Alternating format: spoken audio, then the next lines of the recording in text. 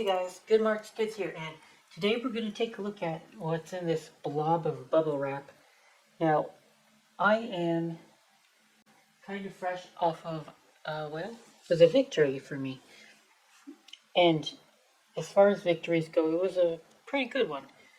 Now, a couple months back, I had found railroad pieces, and earlier in the month, I was able to send those railroad pieces to auction. It was 4 of them. They were made by Reed and Barton. There were 2 teapots and a muffinier and I believe a creamer. I think so. No, it was a sugar bowl. Well, regardless of what it was.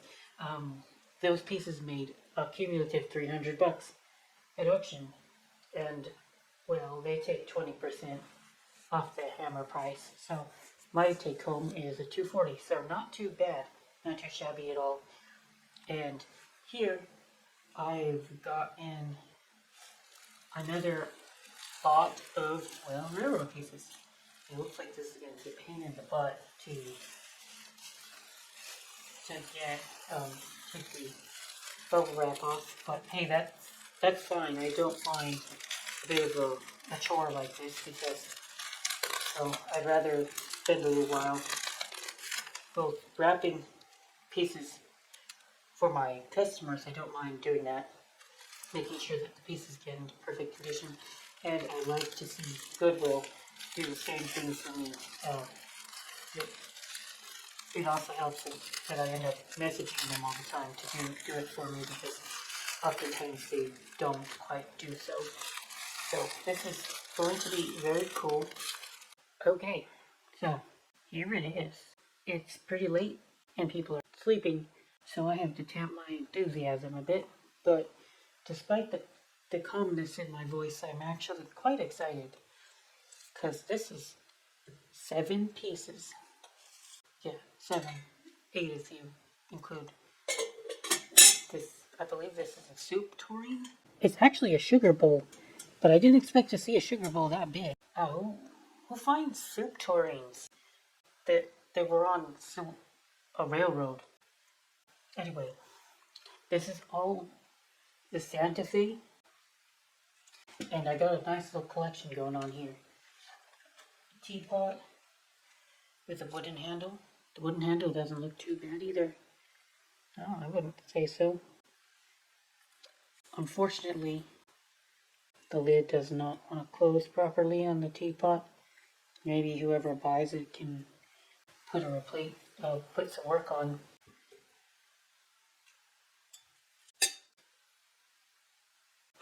Bit of a teapot here. They usually don't come this small, but it's a perfectly functional teapot, I would imagine. Enough to pour you 1 drink of tea. And here's another one. It's got two little itty bitty teapots. Let's see. The numbers are different. It's weird. Numbers are different. This one we got 354. And then this one. No, not bad. They are both 354.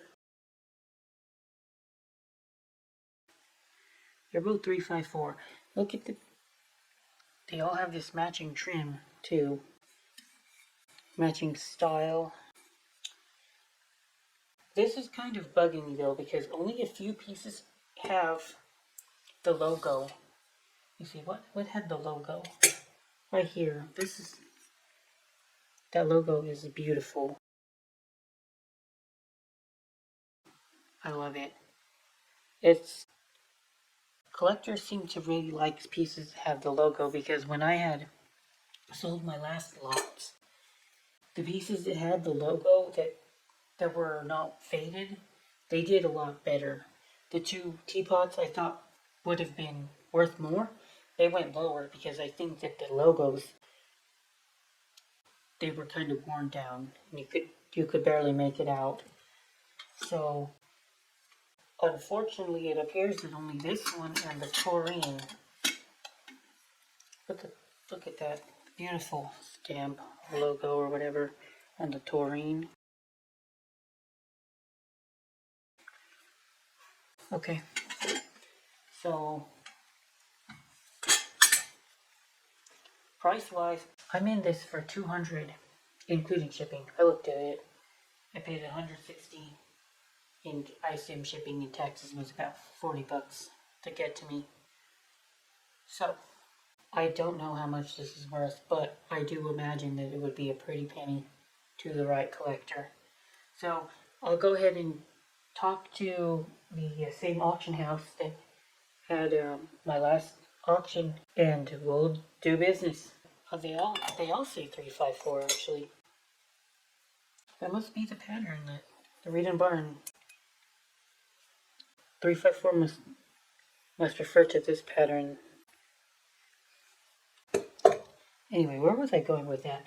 Oh yeah, I'll just do business with that old auction house, rarauctions.com, and see if they want to do a deal with me.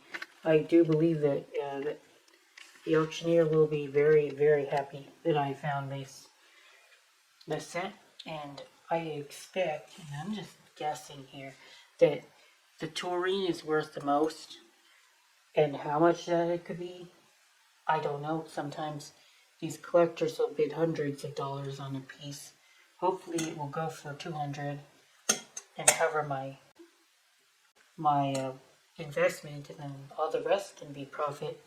And I would imagine that each piece makes maybe 50 to 100 bucks. Realistically, 500.